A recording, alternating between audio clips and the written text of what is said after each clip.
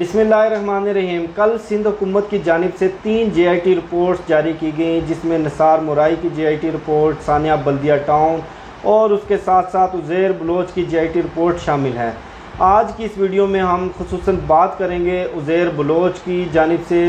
जो उन्होंने दफ़ा 164 के तहत मजिस्ट्रेट को बयान हल्फी और इकबाल जुर्म का बयान उन्होंने जो रिकॉर्ड करवाया और JIT की इन्वेस्टिगेशन के नतीजे में जो होलनाक इंकशाफात सामने आए, इन इंकशाफात ने पीपल्स पार्टी के जो मेन स्ट्रीम और फ्रंट लाइन लीडरशिप है, खुसूसन आसिफ जरदारी, फ़याल तालपुर, आसिफ जरदारी के मुँह बोले भाई और मौजूदा जमहूरियत के चैम्पियन वज़ीर आला सिंध मुराद अली शाह, साबका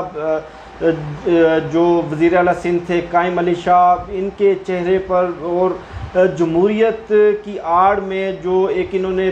चेहरा छुपाया हुआ था, वो नकाब इनके चेहरे से हट चुका है। इनका असल खौफनाक होलनाक चेहरा कौम के सामने लाना ज़रूरी था। सबसे पहले मैं थोड़ी सी बात करना चाहूँगा कि JIT रिपोर्ट्स के ऊपर एक बड़ी कंट्रोवर्सी स्टार्ट हो गई है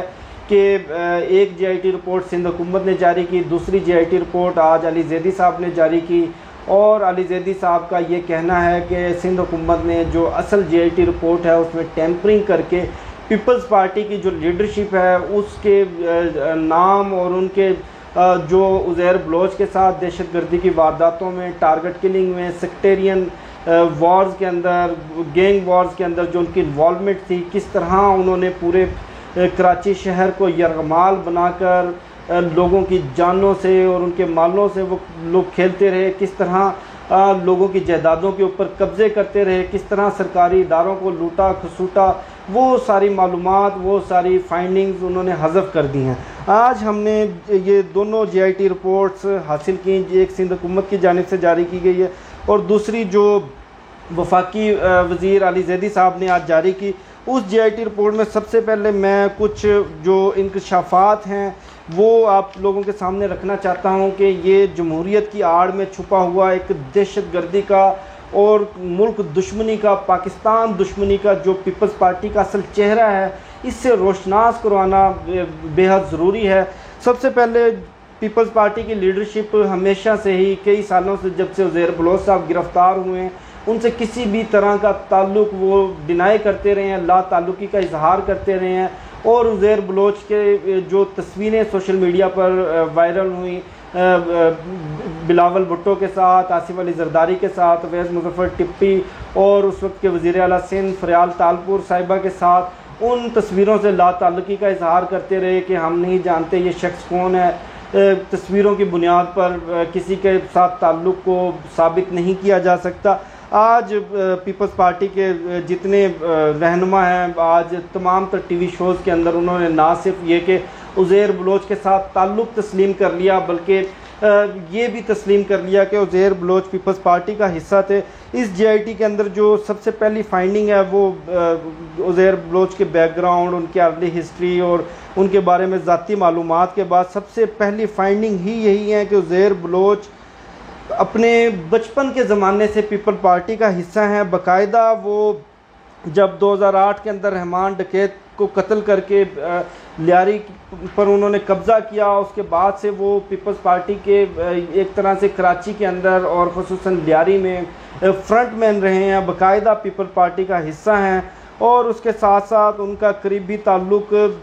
पीपल्स पार्टी के कादिर पटेल के साथ, सेनेटर यूसुफ बलोच, निसार मुराई, अवैस मुज़फ़्फ़र टिप्पी, जुल्फ़कार मिर्ज़ा और ये चंद एक की फिगर्स हैं जिनके साथ उनके बराह रास्त राब्ते रहते थे। इस दौरान जो आसिफ अली जरदारी की हिदायत पर इन लोगों ने उज़ैर बलोच को भारी असलहा और उसके साथ साथ फंडिंग फराहम की ताकि वो अपना लियारी के अंदर तसल्लुत जमा सकें, लियारी के गैंगवार्स को शिकस्त दे सकें, पूरे लियारी के ऊपर कब्ज़ा कर सकें, ताकि हम उनसे आने वाले वक्त के अंदर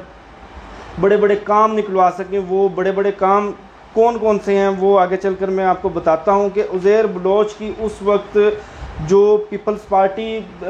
तो एक मामूली सी बात है, सिंध हुकूमत के अंदर इतना असर व रसूख था कि उन्होंने बाकायदा कई DIGs, SSPs और उसके अलावा कई इंस्पेक्टर्स के तबादले करवाए। उस वक्त उनकी सिफारिश के ऊपर ना सिर्फ ये कि पीपल्स पार्टी अपने पार्टी रहनुमाओं को टिकट जारी करती थी, बल्कि उनकी सिफारिश के ऊपर उनकी मर्ज़ी के DIGs, उनकी मर्ज़ी के SSPs, उनकी मर्ज़ी के इंस्पेक्टर थानों के अंदर तैनात किए गए। उसके साथ साथ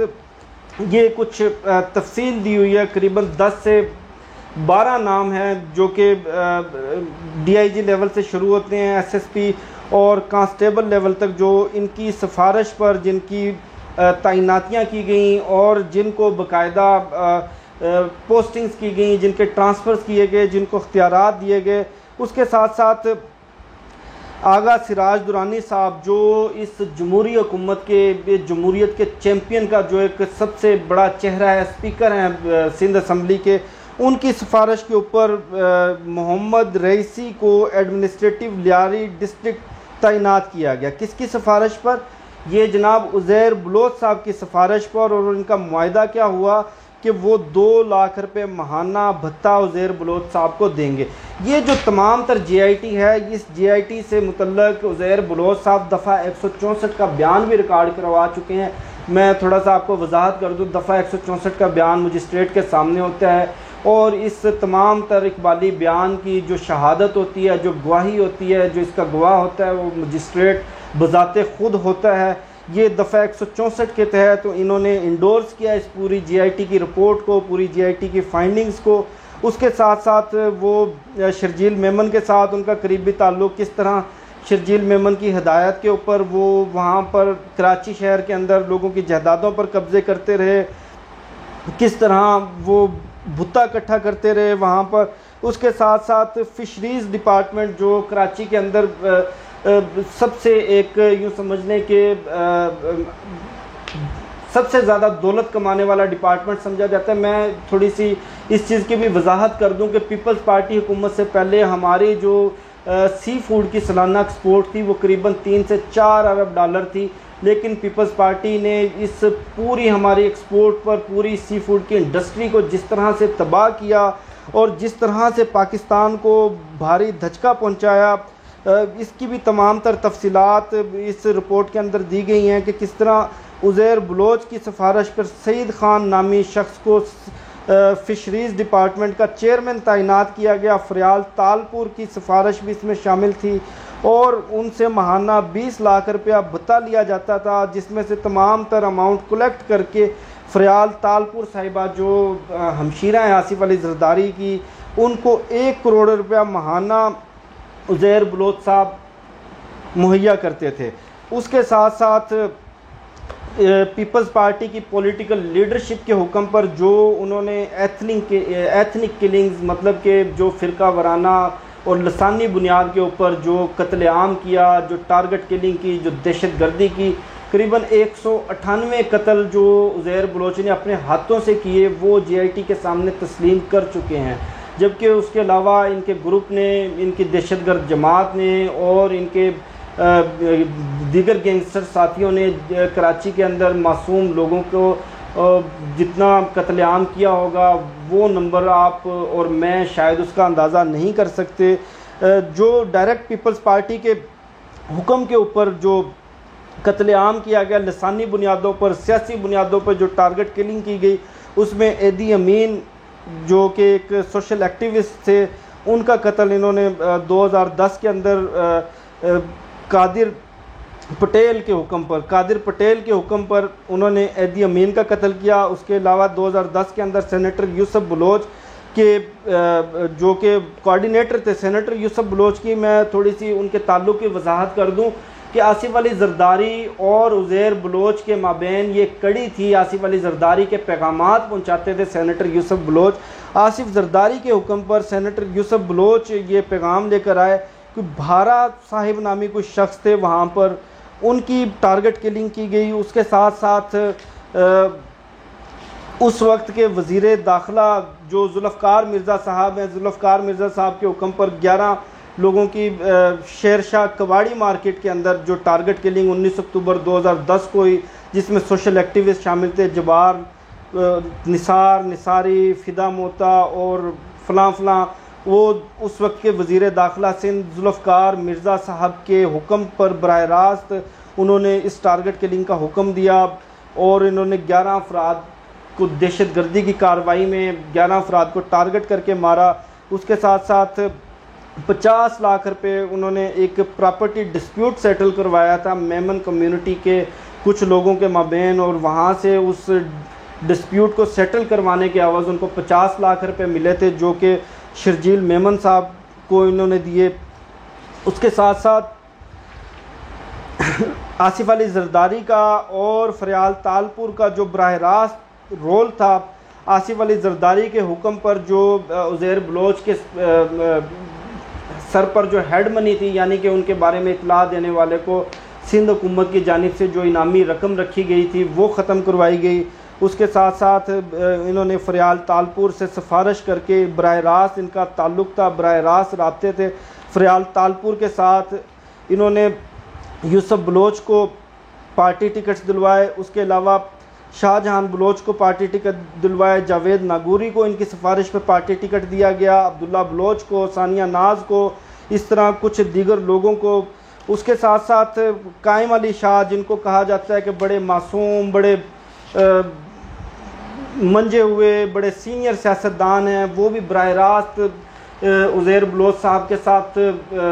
राब्ते में थे। ये थी वो तमाम तर तफसीलात, वो तमाम तर बैकग्राउंड, किस तरह लिसानी बुनियादों के ऊपर, किस तरह सियासी बुनियादों पर, किस तरह मजहबी बुनियादों पर पीपल्स पार्टी ने तमाम ना सिर्फ कराची शहर के अंदर बल्कि उसके साथ साथ पूरे सिंध में जो तबाही मचाई, जो दहशतगर्दी की एक लहर थी, जो एक टारगेट किलिंग की लहर थी, वो अपनी जगह। अब मैं ज़रा आ जाता हूँ कि जो मुल्क दुश्मनी का अंसर शामिल है, जो बराह रास्त पाकिस्तान के ख़िलाफ़ बगावत है, जो फ़ौज पाकिस्तान के ख़िलाफ़ जो एक भयानक साजिश है, वो किस तरह उसका लिंक उज़ैर बलोच साहब के साथ बनता है। जिस वक्त हालात ख़राब हुए कराची में, ऑपरेशन स्टार्ट हुआ कराची के अंदर टारगेट किलर्स और दहशतगर्दों के ख़िलाफ़, तो उज़ैर बलोच साहब यहाँ से ईरान फ़रार हो गए। ईरान, वहाँ पर ईरान की इंटेलिजेंस एजेंसीज़ के साथ उनके बराह रास्त राब्ते हुए, बराह रास्त मुलाकातें हुई। उन मुलाकातों के बाद ईरान की इंटेलिजेंस ने इनके ज़ुम्मे ये असाइनमेंट लगाई कि हम इस सूरत में आपको पनाह दे सकते हैं कि आप हमारे लिए काम करें, आप हमारे लिए पाकिस्तान के ख़िलाफ़ जासूसी करें। तो उस हवाले से जो उज़ैर बलोच साहब ने जो मालूमात इस JIT रिपोर्ट में और दफ़ा 164 के बयान में जो इक़बाल जुर्म किया है, जो तफसीलात बताई हैं, 5 कोर कमांडर्स के नाम, राब्ते, उनके पते, उनकी फैमिली की डिटेल्स उन्होंने ईरान की इंटेलिजेंस को दी। उसके साथ साथ station commander brigadier Farooq Niazi से मुतल्लक तमाम तर मालूमात, कब आते हैं, कब जाते हैं, कहाँ बैठते हैं, कहाँ उनकी रिहाइश है, फैमिली में कौन कौन है। Naval commander Karsaz vice admiral Khwaja Ghazanfar से मुतल्लक इन्होंने मालूमात दी। उसके साथ साथ पाकिस्तान की जो तमाम तर मिलिट्री इंस्टॉलेशंस थी कराची के अंदर, पाकिस्तान नेवी की मिलिट्री इंस्टॉलेशंस थी, पाकिस्तान एयरफोर्स की जो इंस्टॉलेशंस थी, उनके रफ़ स्केच बनाकर, नेवल हेडकोार्टर के रफ़ स्केच बनाकर तमाम तर नक्शे, तमाम तर मालूमात उन्होंने ईरान की इंटेलिजेंस को दी। उसके बाद जो पाकिस्तान के अंदर दहशतगर्दी की एक लहर शुरू हुई, जिसकी सबसे बड़ी मिसाल, सबसे बड़ा सबूत कुलभूषण यादव की सूरत में ज़िंदा जीता जागता पाकिस्तान के इदारों की तहवील में है। ये थी पाकिस्तान पीपल्स पार्टी की मुल्क दुश्मनी, पाकिस्तान के इदारों के ख़िलाफ़, वाजिब पाकिस्तान के ख़िलाफ़ वो भयानक साजिश। किस तरह उन्होंने पूरे कराची के अंदर एक दहशत का माहौल बनाया, दहशत का राज उन्होंने मुसल्लत किया, किस तरह वो दहशतगर्दों को स्पॉन्सर करते रहे, किस तरह दहशत के नाम पर, कत्लेआम और लसानी फसादात के नाम पर उनके लिए भत्ता इकट्ठा करते रहे, किस तरह 18वीं तरमीम की आड़ में तमाम तर इदारों को सिंध हुकूमत के मातहत करके इन्होंने दहशतगर्दों के हैंड ओवर किया, किस तरह इन्होंने गुज़श्ता 12 साल में सिंध को तबाह किया। ये थी सिंध की तबाही की वो दास्तान जो आज उज़ैर बलोच अपने ज़ुबानी सुना रहे हैं। मुझे शफ़क़त अली को दीजिए इजाज़त, इंशाअल्लाह आपसे फिर नेक्स्ट वीडियो में मुलाकात होगी। तब तक के लिए अल्लाह हाफ़िज़।